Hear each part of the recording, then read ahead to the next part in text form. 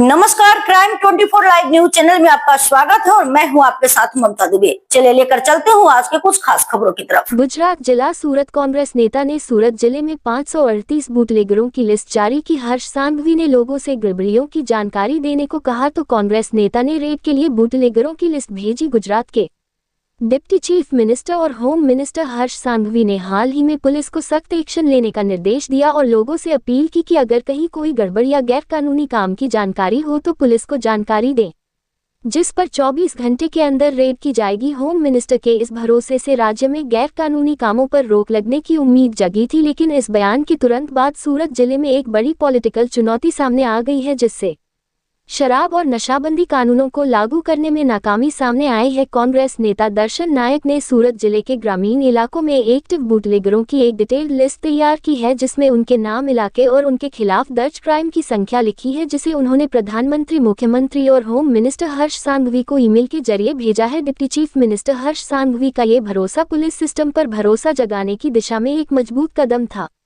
लेकिन कांग्रेस नेता दर्शन नायक के प्रेजेंटेशन से साफ पता चलता है कि पुलिस सिस्टम गैरकानूनी शराब, गांजा, ड्रग्स और ताड़ी के प्रोडक्शन, बिक्री और ट्रैफिकिंग को रोकने में पूरी तरह कामयाब नहीं है। 2017 में कानून में बदलाव करके ड्रग्स रखने के जुर्म में 10 साल तक की जेल का प्रावधान करने के बावजूद ग्राउंड लेवल पर हालात नहीं बदले हैं। दर्शन नायक ने बताया है कि पुलिस डिपार्टमेंट के पास पहले से ही बूटलेगरों के बारे में पूरी जानकारी है। ये लिस्ट सूरत रूरल पुलिस सुपरिटेंडेंट ऑफिस की तरफ से हर साल सभी पुलिस स्टेशनों के इंस्पेक्टर और सब इंस्पेक्टर को भेजी जाती है। इससे ये साबित होता है कि जानकारी की कमी नहीं है बल्कि एक्शन की कमी है। दर्शन नायक ने सूरत जिले में बूटलेगरों की लिस्ट जारी की। कांग्रेस नेता दर्शन नायक को आरटीआई के तहत मिली जानकारी के आधार पर सूरत जिले के अलग अलग पुलिस स्टेशन एरिया में 538 एक्टिव बूटलेगरों की लिस्ट सामने आई है। लिस्ट से पता चलता है कि सबसे ज्यादा 92 बूटलेगर कमरेज इलाके में एक्टिव है, जिससे पता चलता है कि इस इलाके में शराबबंदी कानून का बड़े पैमाने पर उल्लंघन हो रहा है। दर्शन नायक ने न सिर्फ बूटलेगरों की लिस्ट दी है बल्कि तुरंत और सख्त कार्रवाई के लिए कुछ ठोस मांगे भी की है। उन्होंने कहा कि सूरत जिले के ग्रामीण और शहरी इलाकों में गैरकानूनी शराब, गांजा, ड्रग्स और ताड़ी की प्रोडक्शन, बिक्री और तस्करी के खिलाफ तुरंत सख्त कार्रवाई की जानी चाहिए। उन्होंने आगे कहा कि जुड़े हुए बूटलेगरों के खिलाफ तुरंत गिरफ्तारी और देश निकाला समेत क्रिमिनल कार्रवाई की जानी चाहिए। गैरकानूनी शराब और ताड़ी के अड्डों पर रेगुलर छापे मारे जाने चाहिए और शराब और ताड़ी ले जाने वाली गाड़ियों के खिलाफ रजिस्ट्रेशन कैंसिल करने समेत सख्त कार्रवाई की जानी चाहिए। कांग्रेस नेता दर्शन नायक ने कहा कि जो अफसर या कर्मचारी बूटलेगरों को पनाह देते या उनसे मिलीभगत करते पाए जाएं, उनके खिलाफ डिपार्टमेंटल जांच और डिसिप्लिनरी कार्रवाई की जानी चाहिए। साथ ही कई पुलिस अफसर 3 साल से ज्यादा समय से एक ही थाने में काम कर रहे हैं। इस बात की पूरी संभावना है कि ऐसे अधिकारी अवैध शराब के धंधेबाजों के साथ मिले हुए हैं। उदाहरण के लिए हाल ही में लोक रक्षक दल लेवल के एक कर्मचारी को एसीबी ने कमरेज में रिश्वत लेते हुए पकड़ा था। इसलिए ऐसे अधिकारियों का नियमों के अनुसार ट्रांसफर किया जाना चाहिए और दोषी पाए जाने वालों के खिलाफ कानूनी कार्रवाई की जानी चाहिए। रिपोर्टिंग सह संपादक विंध्याचल ओझा, जिला विशेष रिपोर्टर कुलदीप तिवारी की। દર્શનભાઈ, કઈ બુટલેગરોની લિસ્ટ જાહેર કર્યું છે, કેટલા બુટલેગરોની લિસ્ટ છે અને શું માંગણીઓ છે કાર્યવાહી માટે?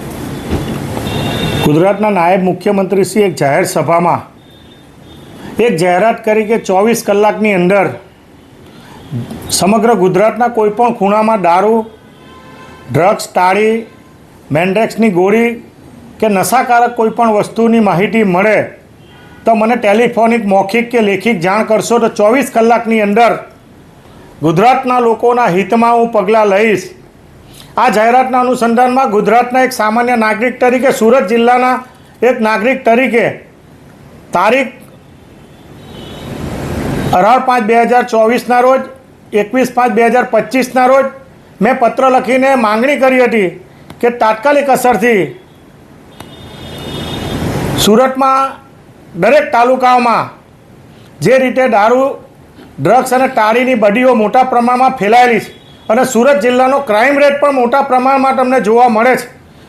દિવસે દિવસે ચોરીના બનાવો, દિવસે દિવસે મર્ડરના બનાવો મોટા પ્રમાણમાં જિલ્લાની કામગીરી નબળી હોવાના કારણે અને સુરત જિલ્લામાં છેલ્લા ઘણા સમયથી 3 વર્ષથી વધુ સમયથી ઘણા પોલીસ અધિકારીઓ કામગીરી કરે છે। આના કારણે જે કાયદો અને વ્યવસ્થાની પરિસ્થિતિ જળવાવી જોઈએ અને હાલમાં જ ફરીવાર ગઈકાલે મેં પત્ર લખીને માનનીય મુખ્યમંત્રી શ્રી, નાયબ મુખ્યમંત્રી અને ડીજીપીને 538 જેટલા સુરત જિલ્લામાં લિસ્ટેડ બુટલેગરોની યાદી જે પોલીસ વિભાગ દ્વારા તૈયાર કરવામાં આવી છે અને આવા બુટલેગરો ગૃહ ઉદ્યોગની જેમ આ ધંધો બનાવી દીધો છે અને તમે કલ્પના કરો કે એક એક બુટલેગર પર 20 થી 40 જેટલા ગુનાઓ નોંધાયેલા છે. એટલે કેટલા સમયથી એ દારૂનું વેચાણ કરતા હશે, કેટલો દારૂ વેચ્યો અને કેટલો દારૂ લોકો પી ગયા અને એને લીધે સુરત જિલ્લાના કેટલા હજારો લોકો મૃત્યુ પામ્યા હશે એ પરિસ્થિતિ સુરત જિલ્લામાં જોવા મળે છે. આજે પણ ઠેર ઠેર તાલુકે ગામડે ગામડે આ દારૂ, દેશી દારૂની ભઠ્ઠીઓ, તાળીઓ વેચાઈ રહી છે. અમે વારંવાર પોલીસ વિભાગને ધ્યાન દોરવા છતાં પણ પોલીસ વિભાગના જે મળતિયાઓ છે, જે વહીવટકર્તાઓ છે, આ બુટલેગરોની સાથે સાંઠગાંઠ રાખીને મોટા પ્રમાણમાં આ ધંધો મોટા પ્રમાણમાં સુરત જિલ્લામાં વિસ્તર્યો છે. દિવસે દિવસે તમે જો કામરેજ તાલુકામાં ગઈકાલે ખુલ્લેઆમ દારૂ વેચાતો હતો. અમારા તાલુકામાં પણ, મારા ગામમાં પણ તાળી અને દારૂનું મોટા પ્રમાણમાં વેચાઈ થઈ રહ્યું છે. જે પ્રકારે સુરત જિલ્લાની પરિસ્થિતિ છે અને હાલમાં કડોદરા પોલીસ સ્ટેશનને પણ 3 મહિના પહેલાં એક બુટલેગરે માથે લીધું હતું. એલસીબીમાં કામ કરતો એક લોકરક્ષક દળનો અધિકારી, કર્મચારી 1 લાખ રૂપિયાની આ બાબતની લાંચ લેતા પકડાયો હતો.